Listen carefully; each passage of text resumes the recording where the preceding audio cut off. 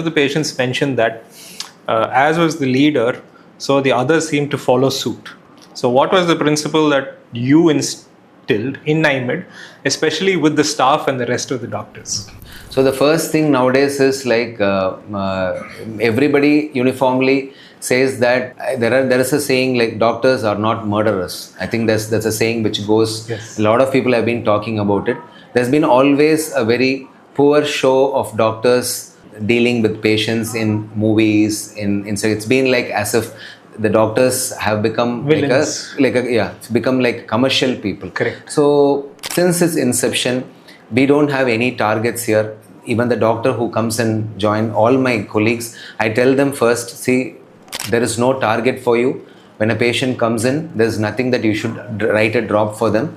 If they need, you write. If they don't need, you don't need to write. Because most of the places outside, there is always a target a doctor has to achieve, the staff has to achieve when a patient comes in. So the first thing when I tell everybody, any staff, is there is no target for anything. I have not even like it's been like 3 years now. We don't have any targets. Like when the patient comes in, I have told my counselor, when you counsel a patient for a surgery, tell them that what is needed, why it is needed, and what is the cost. But we'll never try to push the patient to say that you have to do it, otherwise it will become a problem, or you have to do it tomorrow. We never insist. And even patients with cataracts, we go with what the patient says rather than anatomical. For example, a patient has a cataract, yes, very dense cataract, but he says that I'm comfortable. Okay, yes. So I don't push him. I don't tell him that you have to do surgery. Actually, it is better for him to do the surgery, but I tell them that it's dense.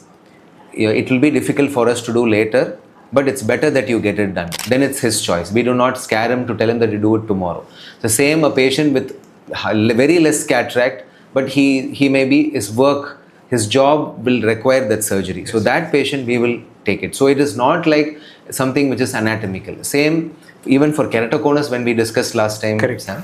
Keratoconus usually stabilizes by 30-35 years of age. So somebody who's at 40-45, advised C3R, I don't really advise. Even yes. Like today you saw, you saw yes. a patient who was advised C3R who was 48 years old. Yes. I told them that obviously there's nothing for you to do. So one simple question which I asked them was, has your refraction been stable? She said, last 10 years my refraction has been stable.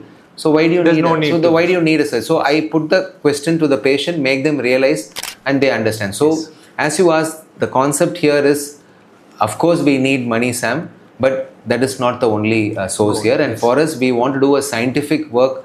Our base, even explaining to the patient about keratoconus, we explain scientifically, we make them understand what problem they have. So as you said, for us, it has been a learning that we want to teach the patient what problem they yes. have, and then the solution. Yes. So we are not here to sell our product. Understood. We are here to treat the patient.